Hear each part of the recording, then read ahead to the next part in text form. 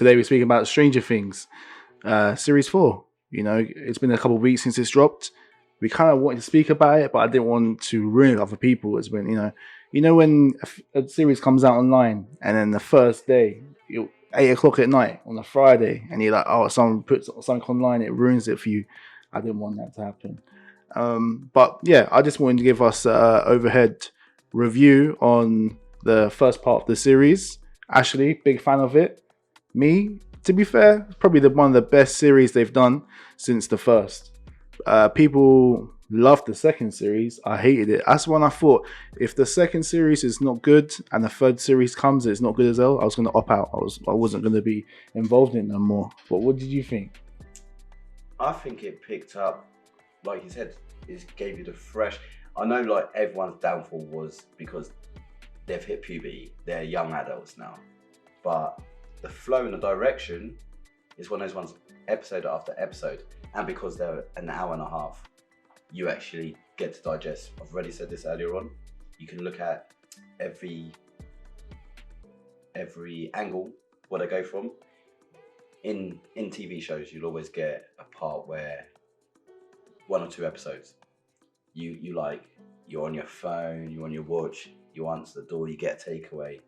We all do it. You're just not interested. But these shows, it didn't give you that feeling. You'd watch it, you'd be like, oh, I can accept that, and you're straight back in the action. They kept changing the angles, so I would say the direction, it's leading you. It's set on rails, but you can pick up the little tidbits where it's going to go. But there are some shocks in it as well. Yeah, there are some shocks. And to be fair, the way people moan about the growth of the cast, you know what? I kind of like that in a way because I can relate to it a bit more.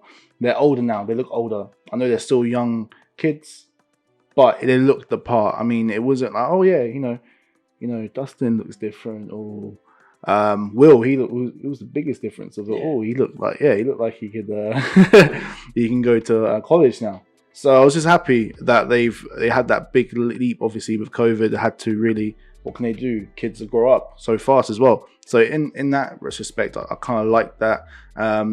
Again, even with how long the episodes were, yes, every episode differed in time, even over an hour, hour and 20, blah blah blah.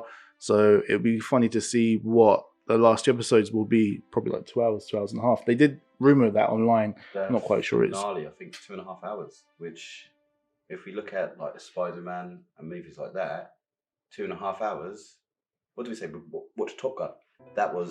It was a long movie, but it felt like it was just enough. But talking about direction, it basically there's a lot of character building, and it kind of tells the story of how we are as teenagers.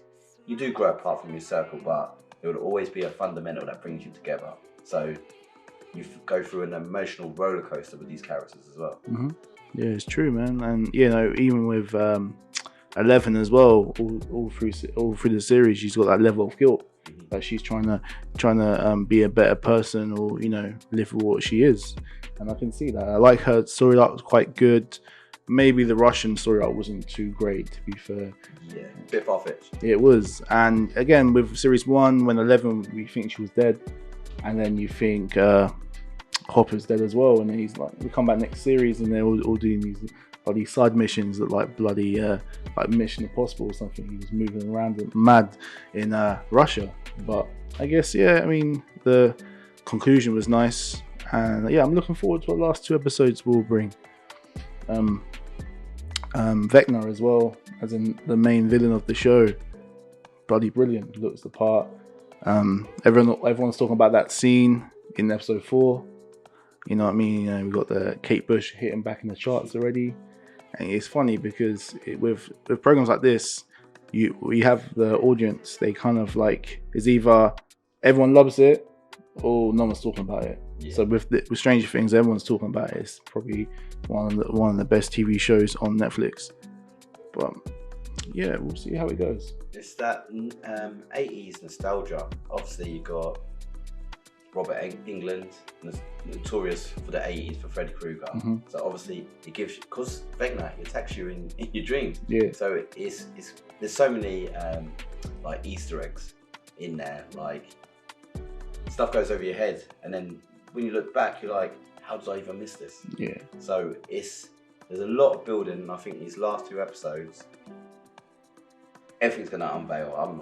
I expect more twists along the line, and for the size of the cast, you get to build a personality with each character, which, as we said with Hopper, that's taking it off course, but that's doing its own thing with the Demogorgons involved. So it shows you like this ain't situated just to Hawkins. This is a bigger picture thing. He's not going to stop. Not until he's taken everyone.